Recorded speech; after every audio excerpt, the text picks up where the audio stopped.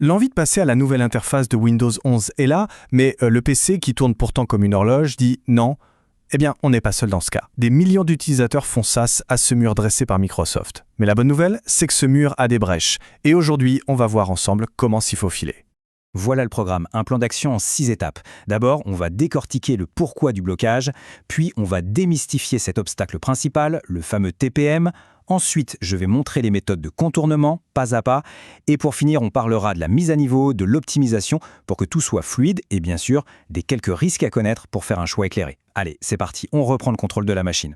Ok, alors on plonge directement dans le vif du sujet. Le premier point, c'est de bien comprendre le cœur du problème. Pourquoi est-ce que tant d'ordinateurs, qui fonctionnent encore parfaitement, sont officiellement déclarés incompatibles avec Windows 11 ? C'est la question qui fâche, n'est-ce pas? On a une machine qui fait tourner des logiciels gourmands, des jeux, qui ne montrent aucun signe de faiblesse. Et pourtant, pour Windows Update, c'est une fin de non-recevoir. Alors, est-ce que c'est une question de puissance brute ou est-ce que le problème est ailleurs, plus subtil? Et voilà l'objet de toutes les convoitises. Il faut le reconnaître, l'interface de Windows 11, c'est une vraie réussite. C'est plus moderne, plus propre, avec ce fameux menu démarrer centré. C'est une vraie bouffée d'air frais et c'est d'autant plus frustrant de se voir refuser d'entrer. Et voici les coupables. Le nœud du problème, ce n'est pas la puissance du moteur, mais plutôt le type de clé que la machine possède. Microsoft n'a pas mis une barrière de performance, mais bien une barrière de sécurité, avec 2 verrous très spécifiques, cette fameuse puce TPM 2.0 et une liste très sélective de processeurs. Bon, passons maintenant à la démystification du principal obstacle technique, ce fameux TPM 2.0. Qu'est-ce que c'est exactement et pourquoi est-ce si important aux yeux de Windows 11 ? Alors, le TPM, ou Trusted Platform Module, c'est un peu le garde du corps de l'ordinateur. C'est une puce physique qui est soudée à la carte mère et qui gère les clés de sécurité. C'est elle, par exemple, qui protège le chiffrement du disque dur ou les données biométriques. Pour Windows 11, c'est la pierre angulaire de toute la nouvelle architecture de sécurité, censée protéger contre les attaques les plus sophistiquées. Allez, avant d'aller plus loin, on va faire un petit diagnostic rapide sur la machine. C'est très simple et il n'y a absolument aucun risque. Il suffit de maintenir la touche Windows et d'appuyer sur R. Dans la petite fenêtre qui s'ouvre, on tape tpm.msc, puis Entrée. On va savoir tout de suite à quoi s'en tenir. Normalement, l'un de ces 2 messages va s'afficher. Soit le système dit que le TPM est prêt à l'emploi en version 2.0, et là, félicitations, l'affaire est réglée, soit il annonce que le TPM est introuvable. Si on est dans ce deuxième cas, pas de panique, c'est précisément pour ça qu'on est là.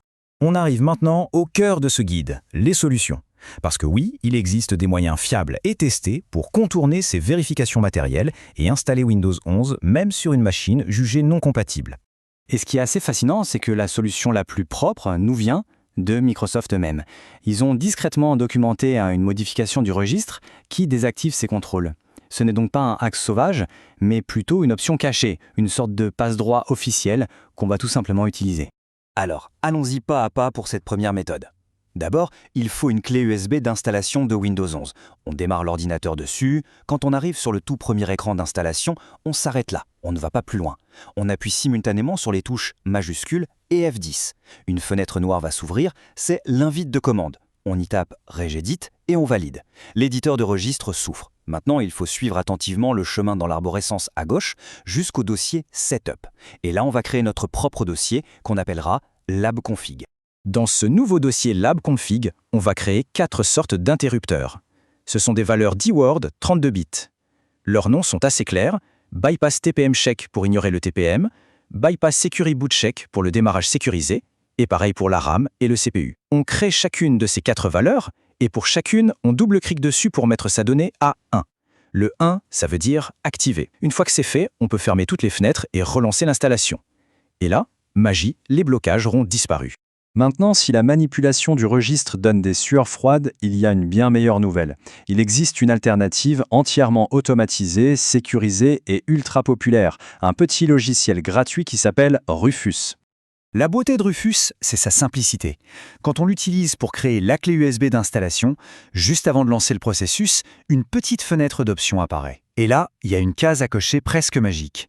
Supprimer l'exigence pour TPM 2.0. On coche, on lance la création et c'est tout. La clé USB est prête avec un installeur déjà modifié qui ne posera plus aucune question. Bon, une question cruciale qui revient tout le temps, c'est est-ce qu'il faut tout réinstaller à zéro?